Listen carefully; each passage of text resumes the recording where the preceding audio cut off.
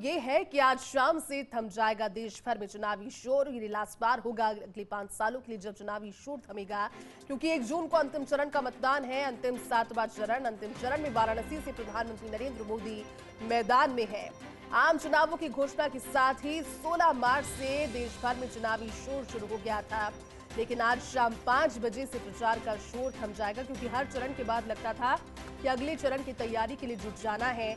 पार्टियों को भी इसके लिए पहले से ही टास्क किया जाता था, लेकिन अब ये कहा जा सकता है कि जो एक लंबी मेहनत की सभी ओर से 16 मार्च से जो कोशिश शुरू हुई थी सबसे बड़े लोकतंत्र के चुनावों को संपन्न करवाने की, और चुनावों की इस कड़ी के बीच जो विपक्ष और पक्ष और साथ ही दूसरे दल, इन सभी का गठजोड़, इन सभी की बयानबाजी, तमाम सारे चुनावी कैंपेन्स, रैलियां, पार्टियों की जोर आजमाइश, मशक्कत, कार्यकर्ताओं का कार्य और साथ ही हार्डवर्क, ये तमाम सारी चीजें ईवीएम में 1 तारीख को कैद हो जाएगी और फिर सिर्फ इंतजार बचेगा।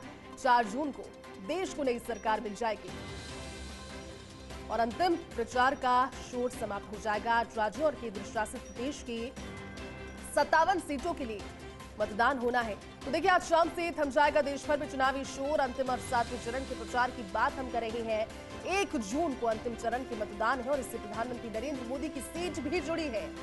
खास बात यह है कि 7वें चरण में जिन हॉट सीट्स की हम बात कर रहे हैं, बनारस, वाराणसी भी उसमें शामिल है। तो वहीं पश्चिम बंगाल की डायमंड हार्बर सीट से ममता बनर्जी की भतीजे अभिषेक बनर्जी सीट पर, बिहार की पाटलिपुत्र सीट से मीसा भारती, सबसे बड़ी बेटी लालू प्रसाद यादव की उनकी चुनावी साख दांव पर। ऐसे में चुनाव मैदान में प्रचार के लिए बाकी बचे घंटों के लिए जितने भी राजनीतिक दल हैं वो अपनी पूरी ताकत झोंक रहे हैं, क्योंकि अंतिम चरण में जिन राज्यों में 1 जून को मतदान होगा उसमें बिहार की 8 सीटें, हिमाचल प्रदेश की 4 सीटें जो इससे पहले भारतीय जनता पार्टी की चारों सीटों पर जीत 2019 में हुई, झारखंड की 3 सीटें, ओडिशा की 6 सीटें, पंजाब की 11 सीटें, उत्तर प्रदेश की 13 सीटें, पश्चिम बंगाल की 9 और केंद्र शासित चंडीगढ़ की 1 सीट भी इसमें शामिल है।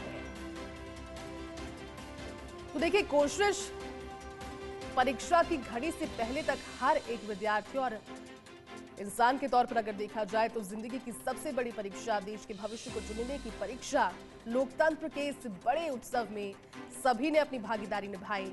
16 मार्च से विधिवत कह सकते हैं जब ये चुनावी रंगत शुरू हो गई थी। इससे पहले अलग अलग राज्यों में विधानसभा चुनावों में चुनावी रंगत थी, लेकिन लोकतंत्र का ये जो उत्सव था ये अपने पूरे परवान पर 16 मार्च से चढ़ चुका था, जिसके बाद तारीखों का इंतजार किया गया। चुनाव आयोग ने तारीखों का ऐलान किया, चरण बताए, 7 चरण रहे, एक करके चरण समाप्त हुए और अब देश यानी कि भारत पहुंच गया है अपने लोकसभा चुनावों के अंतिम चरण के नजदीक। आज शाम से चुनावी प्रचार का शोर थम जाएगा। किसी भी बड़ी रैली, लोगों के बीच पहुंचकर सभाएं या फिर किसी भी तरह से लोक लुभावन, नारेबाजी करना, ये सभी इसके लिए वैध नहीं माना जाएगा, वो वर्जित होगा। लेकिन इसके बाद में जो कोशिश रहेगी वो लोगों से डोर टू डोर जाकर के जनसंपर्क कर अपने लिए वोटों की अपील करने की बात कही जा सकती है।